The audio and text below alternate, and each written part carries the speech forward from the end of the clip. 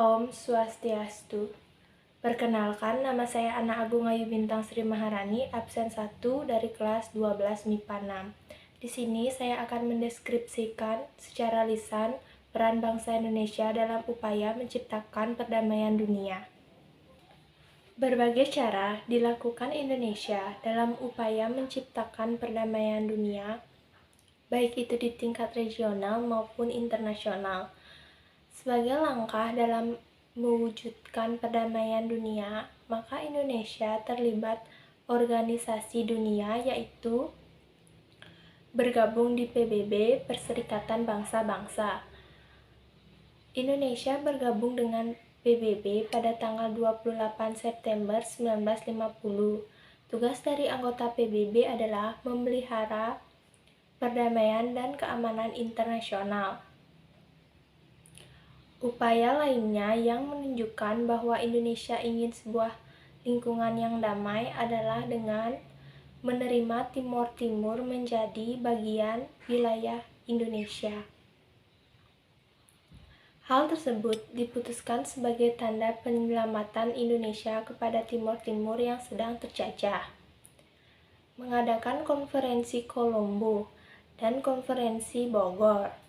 Konferensi Kolombo diselenggarakan pada April 1954, sementara konferensi Bogor diselenggarakan pada Desember 1954. Pada konferensi Kolombo, Indonesia mengusulkan untuk menyelenggarakan pertemuan antara negara-negara merdeka di Asia dan Afrika.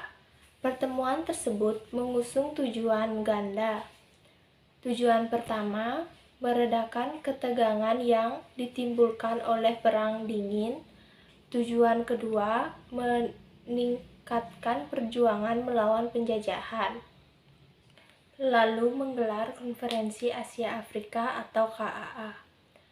Bermula dari Perang Dunia II yang telah berakhir, berakhirnya Perang Dunia II memunculkan dua kekuatan adidaya baru, di antaranya Amerika Serikat dan Uni Soviet. Konferensi Asia Afrika di Bandung berlangsung pada tanggal 18 sampai 24 April 1955 dan dihadiri oleh 29 negara dengan 5 negara sebagai sponsor KAA. Misi Garuda pada 26 Juli 1956 Indonesia tergabung dalam Unit National Emergency Forces atau UNEF dengan menyumbang 550 militer. Terbentuknya Misi Garuda berawal dari adanya konflik di Timur Tengah. Saat ini, pemerintah Indonesia telah menugaskan 2.843 personil TNI dan Polri yang bertugas di 10 misi pemeliharaan perdamaian PBB.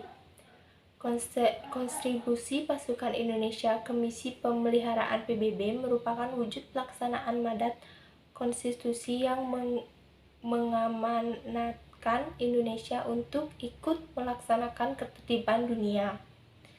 Selain itu, mengirimkan pasukan ini adalah implementasi dari sarana peningkatan kapasitas dan profesionalisme personel TNI dan Polri. Deklarasi Juanda dicetuskan oleh Perdana Menteri Juanda Kartawijaya pada tanggal 13 Desember 1957. Melalui deklarasi Juanda dinyatakan bahwa laut teritorial Indonesia berjarak 12 mil. Laut diukur dari garis-garis dasar yang menghubungkan titik terluar dari pulau terluar. Deklarasi Juanda kemudian dikukuhkan melalui Perpu nomor 4 tahun 1960 dan melahirkan konsep wawasan Nusantara. Pada tahun 1982, deklarasi Juanda baru dapat diterima di dunia internasional.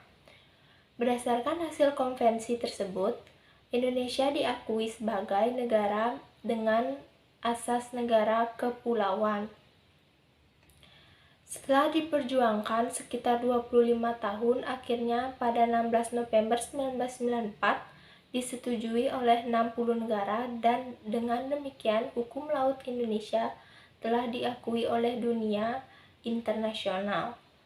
Konferensi Tingkat Tinggi atau KTT berawal dari Perang Dingin antara blok Uni Soviet dan blok Amerika Serikat. Maka negara-negara yang baru saja merdeka seperti India, Mesir, Yugoslavia, dan Ghana, negara-negara tersebut memprakarsai resolusi untuk mendesak Presiden Amerika Serikat dan Perdana Menteri Uni Soviet. Desakan tersebut bertujuan untuk meredakan ketegangan akibat Perang Dingin. Sebagai tindak lanjutnya, maka Mesir dan Yugoslavia meminta agar Indonesia mempelopori terbentuknya KTT. Indonesia menerima permintaan itu. Kriteria yang turut ikut dalam KTT yaitu: yang pertama, menjalankan politik bebas berdasarkan konsistensi damai. Kedua, mendukung gerakan-gerakan pembebasan kemerdekaan. Ketiga, mendukung gerakan-gerakan pembebasan dan kemerdekaan. Keempat, tidak ikut dengan persekutuan militer multilateral seperti NATO dan sebagainya. Terakhir, tidak ikut dalam persekutuan militer bilateral dengan negara-negara besar yang tidak mempunyai pangkalan militer asing di wilayahnya. Tergabung dalam Malaysia, Filipina, dan Indonesia, Mafilindo tidak hanya kerjasama lintas benua. Indonesia juga mengembangkan kerjasama yang sifatnya regional.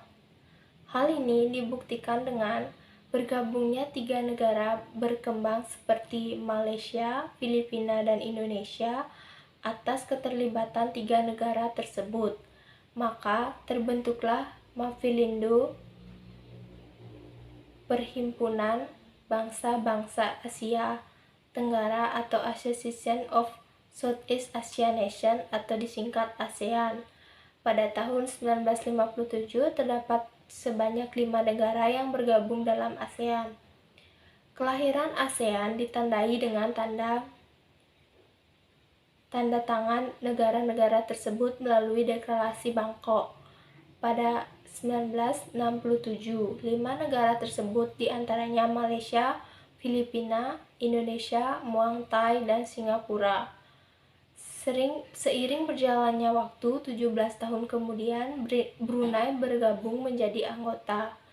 Pada awal pembentukannya, ASEAN bertujuan untuk meningkatkan kerjasama ekonomi, sosial, dan budaya.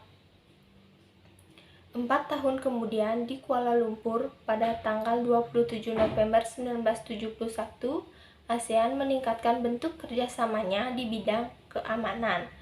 Bentuk kerjasama tersebut ditandatangani melalui Declaration of Zone of Peace, Freedom, and Neutrality atau ZOPFIN Jakarta Informal Meeting JMI dalam rangka upaya persengketaan Kamboja. Pada 1984, Menlu ASEAN berbicara dengan Menlu RI untuk berbicara dengan Vietnam. Hasilnya, Vietnam bersedia untuk mengadakan pertemuan informal dengan kelompok-kelompok yang bersengketa di Kamboja. Pertemuan tersebut akhirnya terselenggarakan di Jakarta yang lebih dikenal dengan sebutan JIM.